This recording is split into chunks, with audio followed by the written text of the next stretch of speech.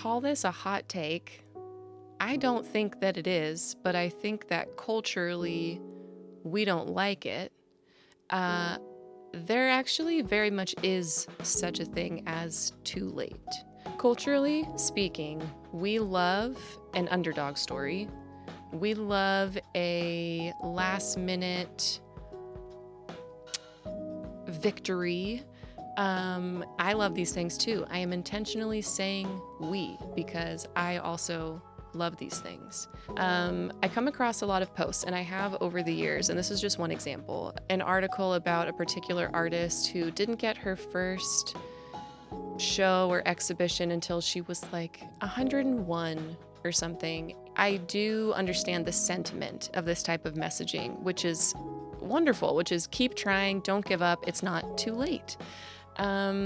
And like in some contexts, I think that is true. It's not too late. You could be on your deathbed and you could finally say the apology you've never said or express your love to someone that you've never expressed, and that is the last thing that you were never able to do, and you did it, and it wasn't too late, and then you can die happily.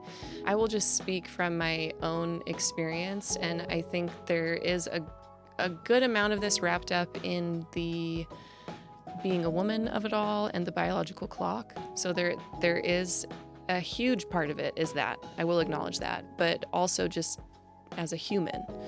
I'm just gonna start with where I'm at in my life right now.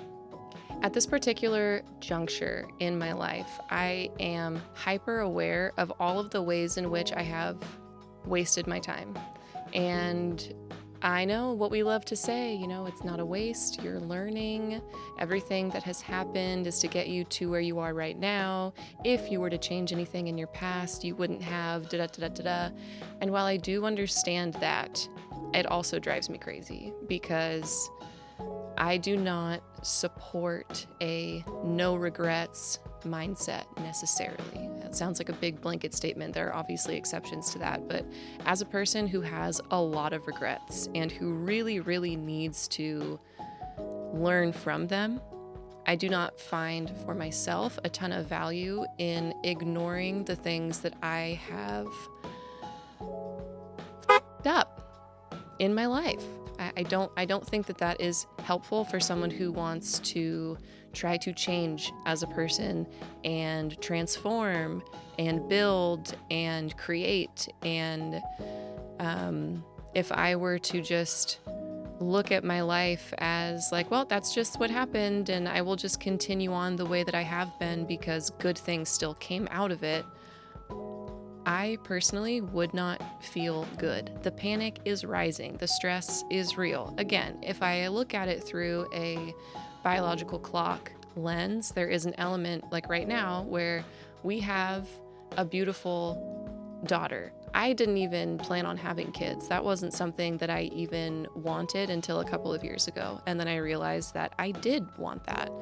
And we are so lucky because she is so freaking cool and we love her so much. If we only had one child, we would have an amazing child. And that is we're so lucky.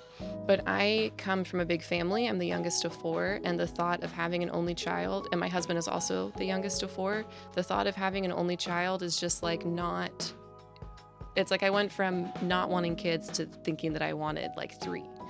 And given our current situation, I can't go getting pregnant while I'm living in my sister's basement. Do you know what I mean? It's not a good look, and it would not help our situation. But anyway, now I'm like doing the math where I'm like, okay, so we're going to get out of this hole, but I don't know how long that's going to take. And so I definitely can't think about having another child until we are like stable and good. And that might be, I'm going to turn 36 this year. And so that might be, not until I'm like 40. I know women get pregnant when they're 40. I know that that's possible to have a healthy pregnancy, a healthy child, after your 30s. Like, I know that, but my body is freaking out a little bit at the thought that time is ticking away. Again, as women, time is a little different than like for the the general population. It's a little bit different. So there's that. But there's also the reality or the possibility, and I have experienced this as well, and I am actively trying to stay ahead of it, that things like chronic depression, which is something I have dealt with since I was 12, can really beat a person down. And the idea that it'll just kind of fix itself over time and eventually you'll get to a place where you feel capable and you feel strong and you feel just different, that might not happen. It might, but it might not. And to wager your time, which is the only true resource any of us have, against the possibility that things like that, the things in ourselves that hold us back are just going to like remedy themselves, that's a really big risk, and it's not one that I can take anymore. It just so happens at present that the do we or don't we have a second child question is very heavily on my mind, but all of this would still be true even if we had never started a family. The thing with something like depression is it's not an on-off switch. Our brains are very plastic, they're very malleable, which is a gift and a curse. It's a good thing and a bad thing. They will change over time depending on your environment, your circumstances, your thoughts. I will have to do like a whole separate thing on this particular topic, but basically I can feel that my brain, after so many years of chronic depression, has been changed to a point where if I do not begin to act soon, I could very well find myself in a situation where it is too late to like really pull myself out. And I'm not talking about just the emotional landscape of it. I'm talking about the actual state of my brain. And I can feel that.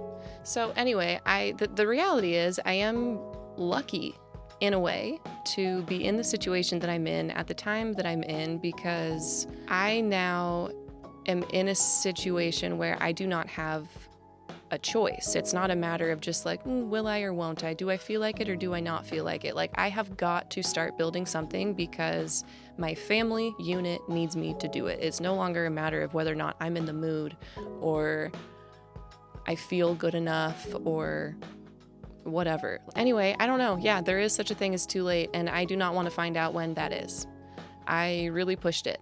And now again, someone from on the outside might be like, what are you talking about? You're fine. You're so young. And I know that, but also I know what I have neglected.